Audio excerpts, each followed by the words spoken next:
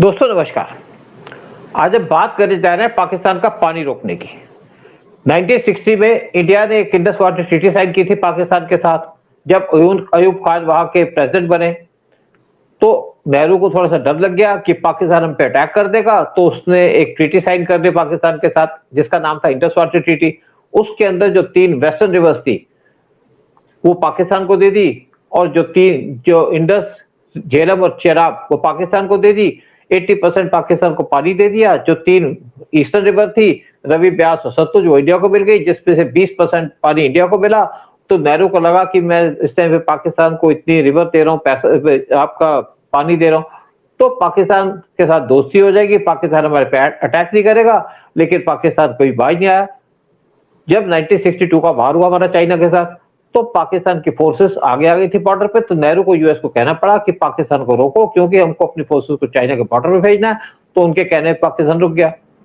लेकिन उसके बाद जो एरिया उसके पास उसने कब्जा किया था पीओके का, उसमें से 5180 किलोमीटर का एरिया उसने चाइना को दे दिया, ताकि चाइना खुश हो जाए और आपस में उनकी दोस्ती हो गई इंडिया के खिलाफ। और आपका जो पीओके का इशू था या कश्मीर का इशू था, उसको ट्राइलेटरल कर दिया। फिर एक और बात कहूंगा, जब इंदिरा गांधी पावर में थी, उसने एक आइलैंड थी जो इंडिया और श्रीलंका के बीच थी, कवाचीचू उसका नाम था, उसको श्रीलंका को दे दिया कि आप ले लो, दोस्ती हो जाएगी। श्रीलंका ने उसके बाद भी हमसे कोई दोस्ती तो की नहीं, वो हमें फिर भी कभी ना कभी टारगेट करता रहा।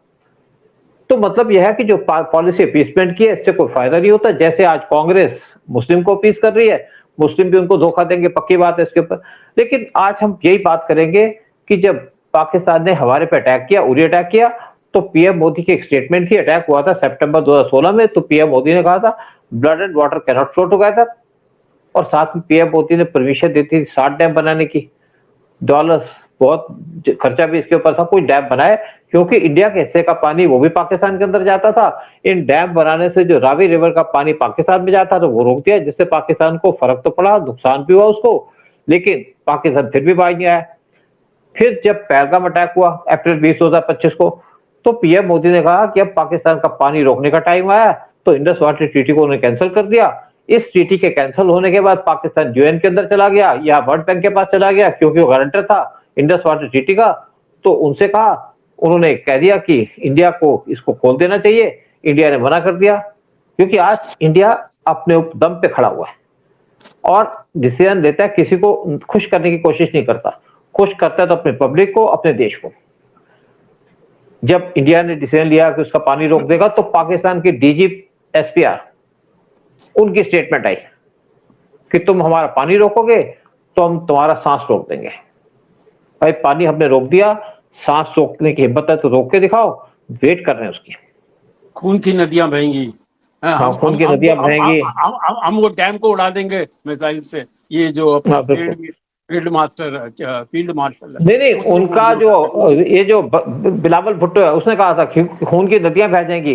भाई नदियां तो बहे नहीं, पानी आना बंद हो गया तुम्हारी कंट्री के अंदर। लेकिन आज पाकिस्तान के अंदर पानी की शॉर्टेज हो रही है, क्योंकि इंडिया का जो एक्सेस वाटर था वो तो जा नहीं रहा। एक और इशू था इसके अंदर, इंडस वाटर ट्रीटी के अंदर, कि जो कुछ वाटर जो पाकिस्तान को जाता है उसको हम यूज कर सकते हैं पीने के लिए या खेती के लिए, और उसके लिए इंडिया ने डैम भी बनाए थे, उसको यूज करना शुरू कर दिया, जिससे पाकिस्तान के अंदर थोड़ी शॉर्टेज हो गई।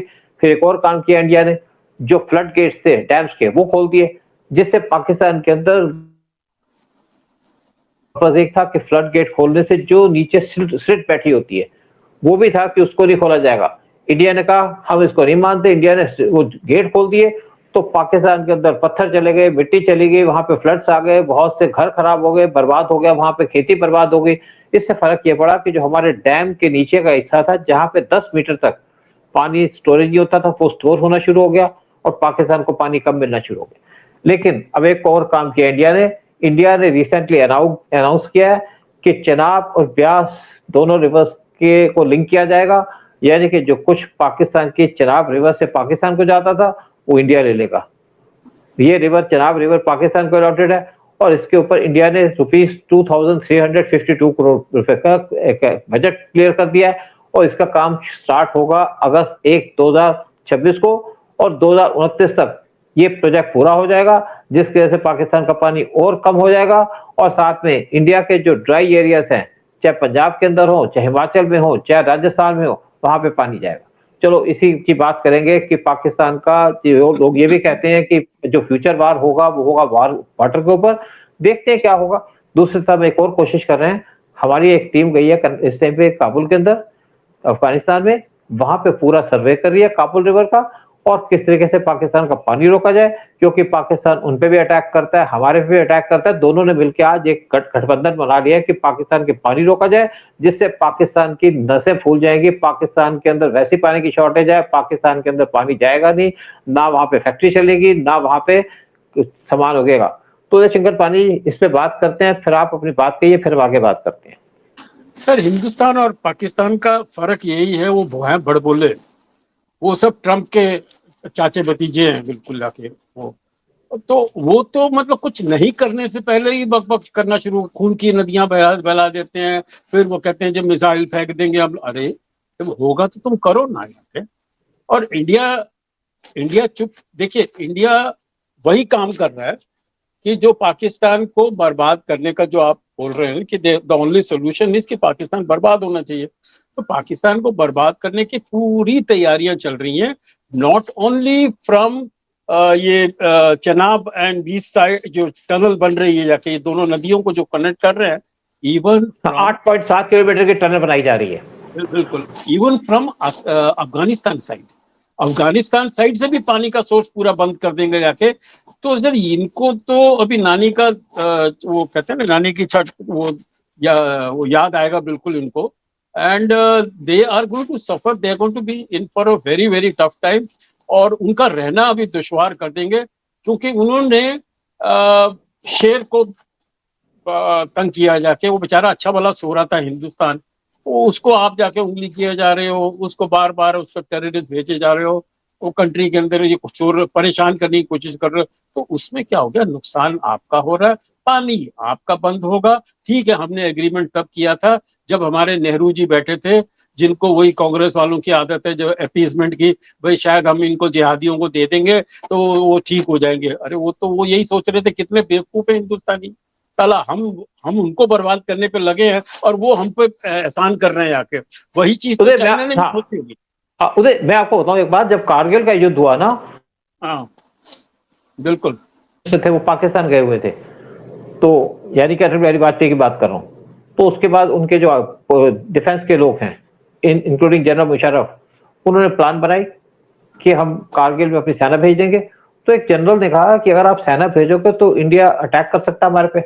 उसने कहा नहीं, चिंता करने की बात नहीं है, ये सोचते ज्यादा करते कुछ नहीं है, तो हम भेजेंगे सेना। हमारा पहले भी एक्सपीरियंस है, तो सेना भेज दी। तो यही इस टाइम पे पाकिस्तान का हाल है, वो सोचते हैं इंडिया करता तो कुछ नहीं है, इसलिए वो दोबारा से हमें धमकी दे रहे हैं। उनके जिस तरीके से डीजी एसपीआर ने कहा कि हम आपका सांसें रोक देंगे, फिर बिलावल भुट्टो कहते हैं कि यहाँ पे खून की नदियां बह जाएंगी, लेकिन कोई भाई तो नहीं। फिर मैं आपको थोड़ा सा और भी इस प्रोजेक्ट के बारे में बता दूं ना, एक प्रोजेक्ट के बारे में बता दूं कि यहाँ पे जो एक चंद्रा और भागा रिवर्स हैं, जो अपर चनाब के पार्ट हैं, हिमाचल प्रदेश के अंदर है। यहाँ से 113 किलोमीटर लंबी कनाल बनाई जाएगी, जिससे पानी को वहां से शिफ्ट किया जाएगा। चनाब का जो एनुअल पानी आता है वहां पे, वो है 35 बिलियन एकड़ फीट का। इसमें से 1.9 बिलियन एकड़ जो बिलियन एकड़ पानी को यहाँ पे शिफ्ट किया जाएगा। और यहाँ पे एक 19 मीटर हाई बैराज बनाई जा रही है चंद्रा रिवर के ऊपर, near Koksar village in Lahaul valley, Himachal Pradesh के अंदर। चंद्रा रिवर एक हेड वाटर ट्रिब्यूटरी है चनाब रिवर की, और जब यहाँ से वाटर डाइवर्ट किया जाएगा ब्यास रिवर के अंदर, उससे पाकिस्तान का पानी रुकेगा, लेकिन हमारे जो एरियाज है वहां पे पानी मिलेगा।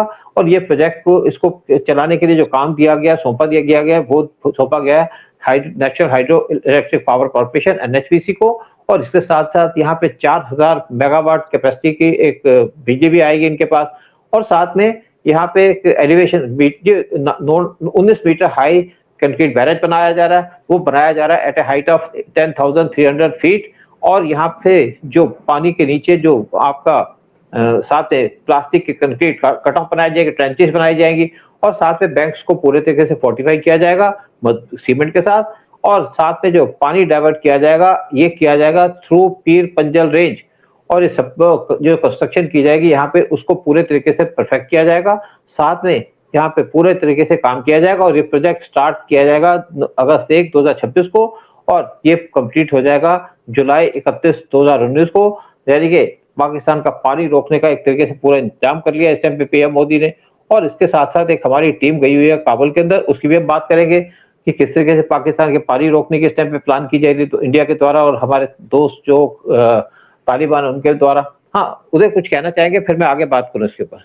सर क्या है कि वो मैंने कहा ना बड़ा फर्क है, वो बड़बोले हैं और वहां पर ना पाकिस्तान में सर दूर की सोचते नहीं, दिमाग नहीं है उनका बिल्कुल भी।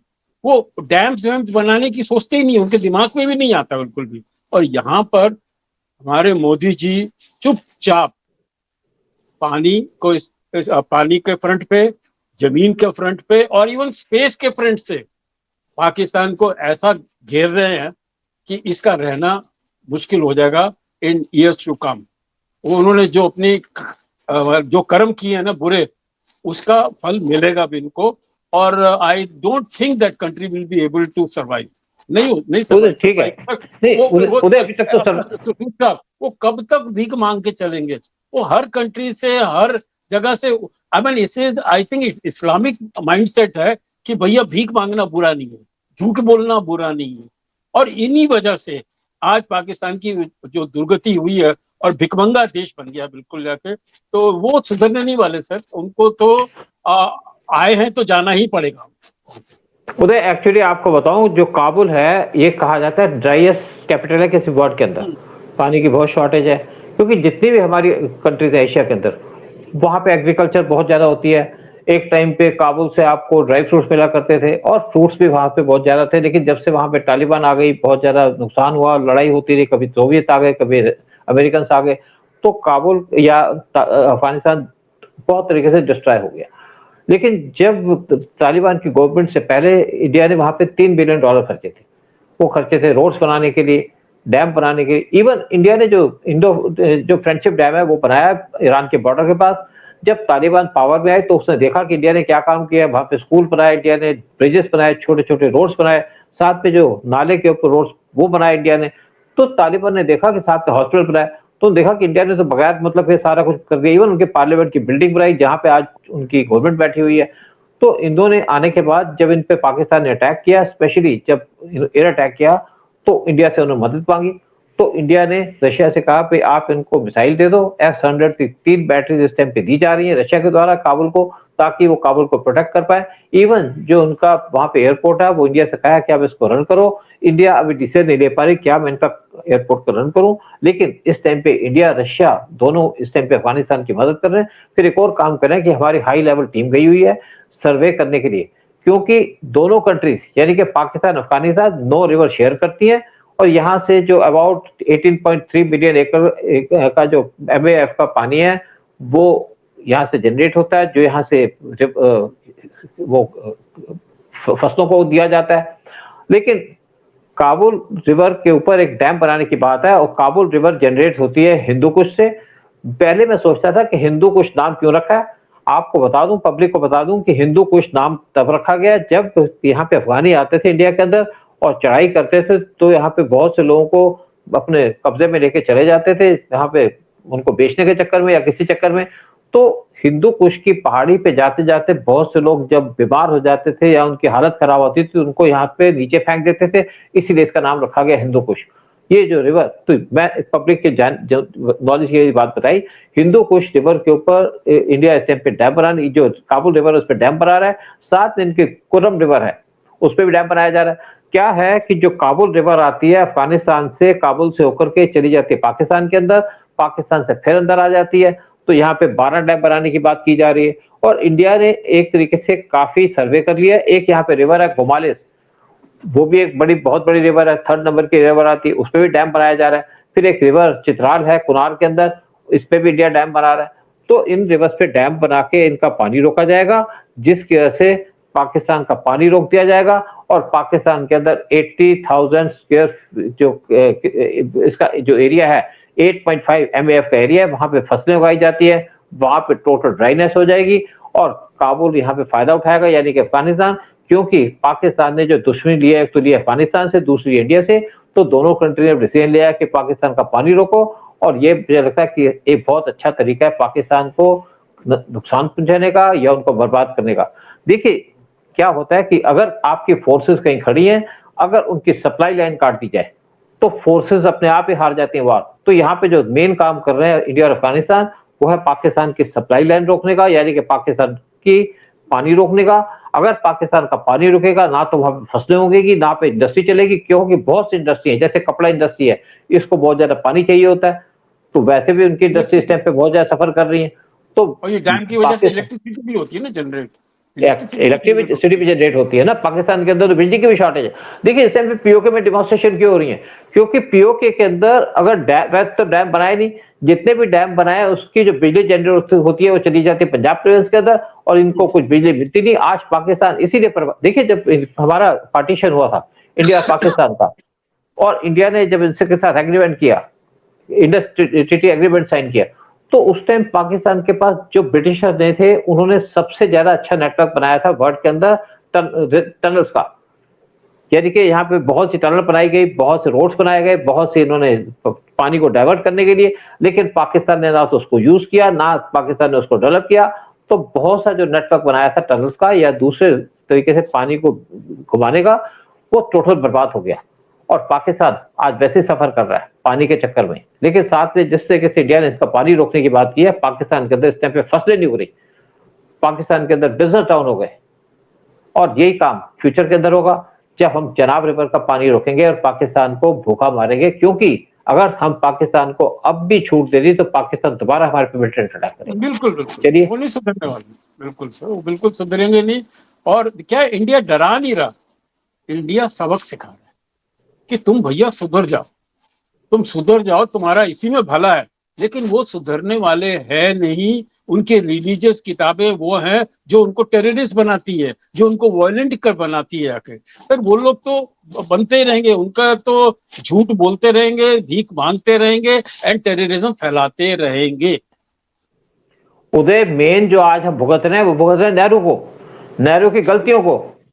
अगर नेहरू ने इनसे इंटरनेशनल ट्रीटी ने साइन की होती, पाकिस्तान को इतना पानी ना दिया होता, आज हमें दिक्कत ना होती। हमारे कश्मीर के अंदर पानी नहीं है।